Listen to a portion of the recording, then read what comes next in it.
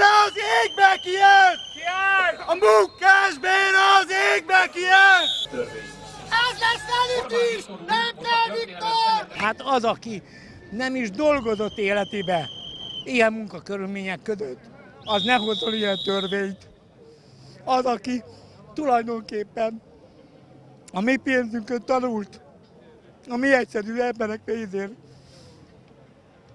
és annól járt Angliába, Franciaországba, akárhova tanulni, a mi pénzünkön, az most mi ellenünk hozza ezeket a törvényeket? Hát elmegy a csatába, nem mondtam mást, de ez nevetséges. Ez nevetséges az egész, ami van. Gyurcsán Ferenc, visszavárunk, benned bízunk, benned van az utolsó reményünk. A munkás béna az égbe kijön! Ne súnyogjál!